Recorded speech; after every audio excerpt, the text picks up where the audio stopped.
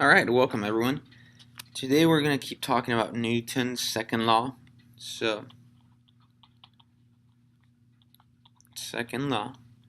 And I'm going to give you an example over the vertical axis this time. So the y-axis.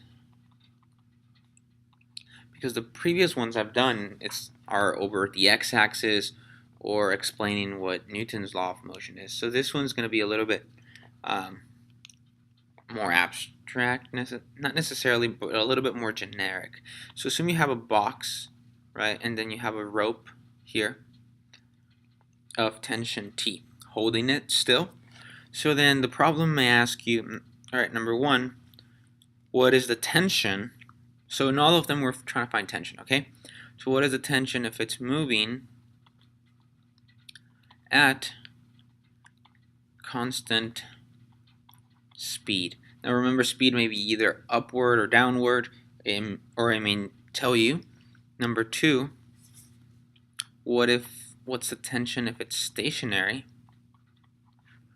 Number three, what if it's moving upward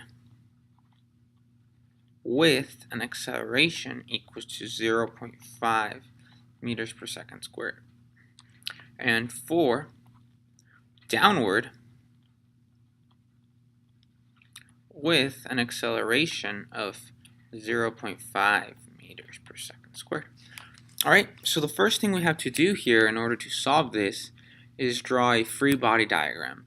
I'm just going to assume you guys know what a free body diagram is. If you don't and you would like to see a video on this channel about it, let me know, send me an email, hit me up in the social media.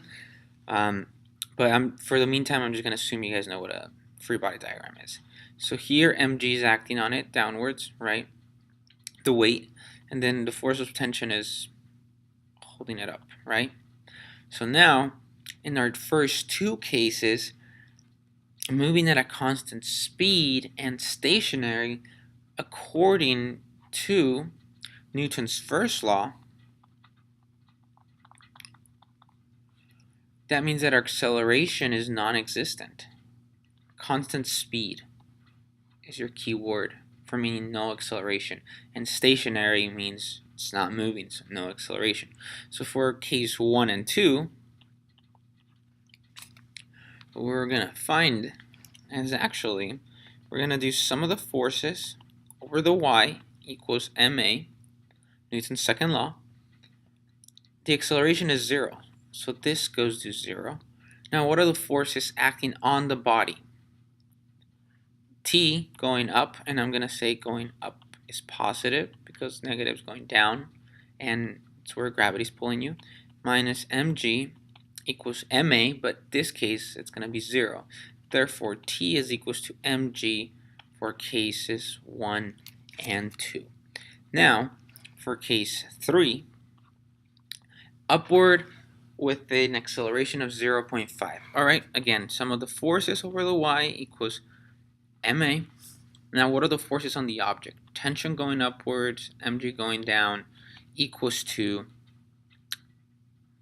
ma, right? Because it's going upwards, positive, so then tension equals to ma plus mg, t equals to m times acceleration plus gravity. That would be your answer for it.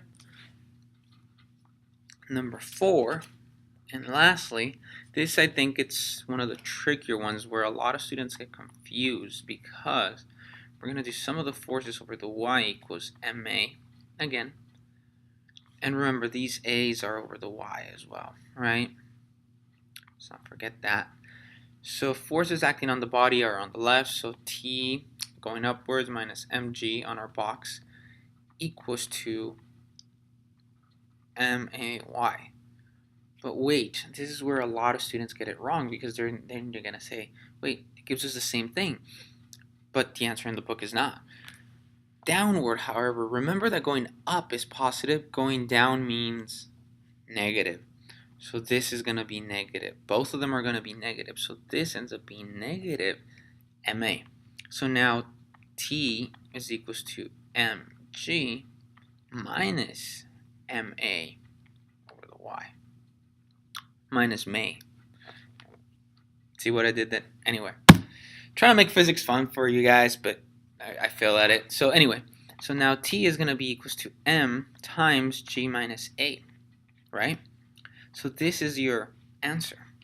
Now, putting it in real life perspective, if you're moving something upward, you have to pull a little bit more force, and that's what this is telling us. You have to put a force equal to the acceleration plus gravity. And if you're lowering something, you've noticed that you have to the tension on the rope, and you have to exert a little bit less force than if you're trying to pull it up.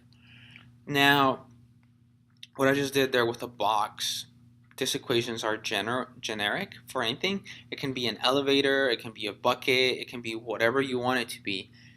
The same rules apply.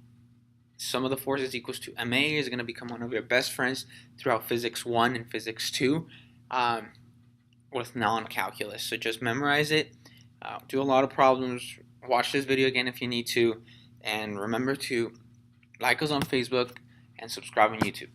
Good luck on your studies.